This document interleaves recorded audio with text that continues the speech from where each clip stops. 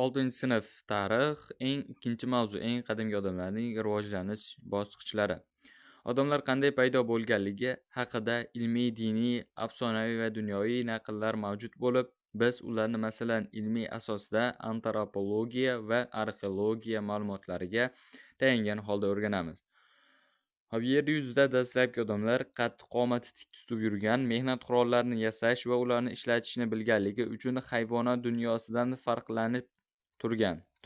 Olimlar turli mintaqalardan o'ta sodda mehnat qurollari yasashni biladigan eng qadimgi odam suyak qoldiqlarini topib o'rganganlar. Shular jumlasidan Janubiy Afrikada Avstralopitek, Sharqiy Afrikada Zinj vodiysida Zinjantrop, demak Zinjantrop deb tez tutsa o'zi yaqqol misoli bor. Biz Zinj vodiysida Zinjantrop, Afrikada Avstralopitek. Zinjantropda o'zi belgisi bor. Zinj vodiysidagi Zinjantrop. Xullas, Yava orolida Pitekantrop, Xitoy hududida Sinantrop, shuningdek Germaniyada Neandertal va Fransiyada Kromanyon g'orida hozirgi odam qiyofasi Kromanyon suyaklari topib o'rganilgan. Demak, hozirgi odam suyak qoldiqlari qayerda topib o'rganilgan deydi? Bu Fransiyadagi Kromanyon g'orida. Demak, hozirgi odam bu Kromanyon. Yer yuzi iliq bo'lib, davrlar odamlarning makonlari kichik daryo va buloqlar yaqinida tepaliklar joylashgan ilk paleolitning oxirlariga kelib muzlik davri boshlandi. Demak, muzlik davri qachon boshlanadi? Ilk paleolitning oxirlariga kelib. Ibtidoiy odamlar o'ta qattiq sinovga duch keladi. Bu hol odamlarni yangicha turmush sharoitiga moslashishiga undadi. Bunday paytda kuchlilargina yashab qoladi. Eng qadimgi odamlarning mashg'ulotlari. Tarix fanida eng qadimgi odamlar ibtidoiy odamlar deb ataladi. Demak, qanday odamlar ibtidoiy odamlar deb ataladi? Tarix fanida eng qadimgi odamlar bu ibtidoiy odamlar deb ataladi. Ularning makonlari Afrika, Osiyo va Yevropaning ko'pgina hududlarida yashaganlar. Demak, ibtidoiy odamlar Afrika, Osiyo va Yevropaning ko'pgina hududlarida topilgan, ya'ni yashagan. O'rta Osiyoda toshdan yasalgan mehnat qurollari Farg'ona vodiysidagi Seling'ur makonida va Toshkent vohasidagi Ko'lbuloq manzilgohlarida ham topilgan. Bular qo'lbola tosh qurol bo'lib, ularning har bir tomoni urib o'tkirlangan. Demak, ularni bir tomoni urib o'tkirlangan. Bu arxeologiya fanida bu tosh qurollar chopperlar deb ataladi. Demak, chopperlar bir tarafi tomoni urib o'tkirlangan, bu chopperlar. Mehnat qurollari odamlarga yegulik topish uchun kerak bo'lgan dastlabki mehnat qurollari sodda edi. Chunki uchi o'tkirlangan tosh va tayoq bilan qurollangan odamlar hayvonlarni ovlash, uchi o'tkir tayoq yordamida o'simliklarni iste'molga yaroqli ildizlari va ildiz mevalarini kovlab olgan.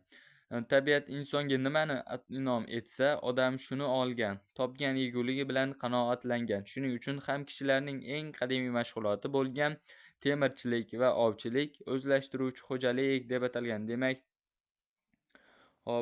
temirchilik va ovchilik xo'jalik deb atalgan. Boysun tog'larida topilgan teshik tosh g'orida paleolit davri madaniyatining jahonga mashhur yodgorligi hisoblangan teshik tosh g'ori va tosh qurollar va ularning parchalari. Demak, teshik tosh g'orida qurollar va parchalar, tog' echkisi, kiyik, yovvoyi ot, qoplon, quyon, mayda kemiruvchilar, shuningdek qushlar suyagi teshik tosh g'orida topib tekshirilgan. Tosh davriga mansub 8-9 yashar Neandertal bolaning suyak qoldiqlari topilgan. Bular eng mashhur topilmadir. Demak, 8-9 yashar bolaning atroflariga birinchi qabrga qo'yilgan. Bu e'tiqoddan sandig'i bo'ladi, birinchi e'tiqodlardan bo'ladi. Ya'ni o'lgan bolani atrofiga tog' echkisining shoxi, shunday o'sha suyak qushlar pati qo'yib ko'milgan.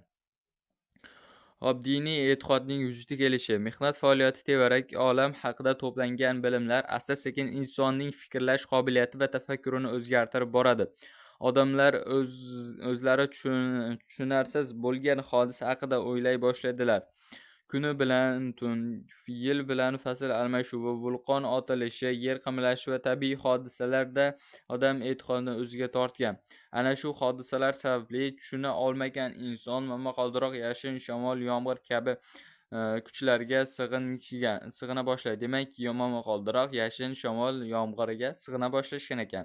Ovchilik va temirchilik rivojlangan davrida inson o'zi tabiiy muhitda hamda o'rab olgan hayvonot va o'simliklar olamida ajratmagan. U tabiatni jonli deb hisoblagan. Demak, tabiatni jonli deb hisoblashgan ekan. Odamlar tabiatda turli hodisa negizida g'ayritabiiy kuchlarni yashiringan deb o'ylagan. Bular ana shu kuchlarga e'tiqod qilishgan. Odamlar shu guruh jamoasi bir hayvon yoki o'simlik turi bilan qarindoshlik aloqasiga ishonish totemizm deb atalgan. Demak, o'simlik va hayvonlarni odamlarga qarindoshligi bu totemizm deb ataladi fanda.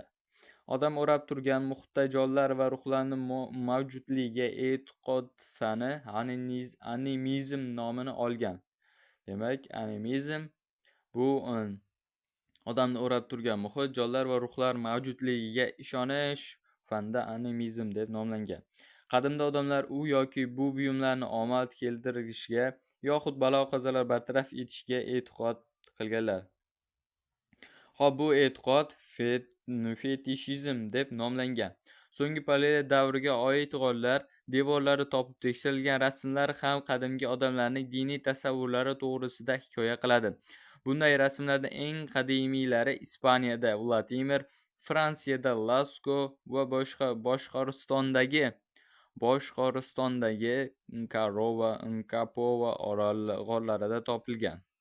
Eng qadimiy diniy tasavvurlar hikoyalar qayerlarda, rasmlar eng qadimiy rasmlar qayerlarda topilgan desa, Ispaniyada Altamir, Fransiyada Lasco, Boshqoristonda Kapova g'orlarida topib o'rganilgan.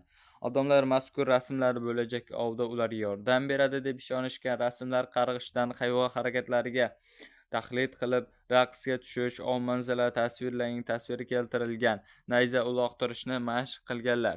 Qadimgi rasmlar qimmatli tarixiy manbalardir. Ular insonning nima haqida o'ylashi, tevarak dunyosi qay yo'sinda tasavvur etgani, qaysi hayvonlarni ovlagani, qanday mehnat qilgani va qurol-yarog'larini foydalanganligini bilib olish va tushunishga yordam beradi. Odamning o'zi qurshab turgan tevarak olamni tushunishiga intilish esa qadimgi tasviriy san'at rivojlanishi uchun asos bo'lib xizmat qiladi. Tayanch kompasda. Birinchi eslab qoling, xullas tushunib olamiz. G'or devorlaridagi rasmlar eng qadimiylari Ispaniyadagi Altamir, Fransiyadagi Lasco, Boshqoristondagi Kapova orollaridan topilgan. Demak, eng qadimgi rasmlar qayerlardan topilgan deb savol tushsa, biz albatta Ispaniyadagi Altamir, Fransiyadagi Lasco, Boshqoristondagi Kapova javoblarni belgilashimiz kerak. Ilk paleolitda Australopithek, Zinjantrop. Demak, ilk paleolitga Australopithek, Zinjantrop kiradi. O'rta paleolitga ilk paleolitga Pitekantrop va Sinantrop ham kirar ekan. O'rta paleolitga Neandertal, teshik tosh g'ori kirar ekan. So'nggi paleolitga Karamanyon. Eng qadimgi rasmlar Altamir, Lasco, Kapova g'orlari. Diniy e'tiqod totemizm, animizm, fetishizm. Eng qadimgi odamlar haqida nimalarni bildingiz? Savol va topshiriqlarni kitobni o'qib bo'lgandan keyin albatta o'qib chiqishlarini tavsiya qilaman, chunki bu eng tushunishingizga va o'qishingizga anchagina yordam beradi. Chunki darsni o'qib bo'lgandan keyin savollarga javob bersangiz, sizga ancha esingizda qoladi, xotirangizda deyarli o'tishi qiyin bo'ladi. Bugungi dars uchun hammalaringga rahmat. Sizlar bilan Sardorbek Abduvaliyev.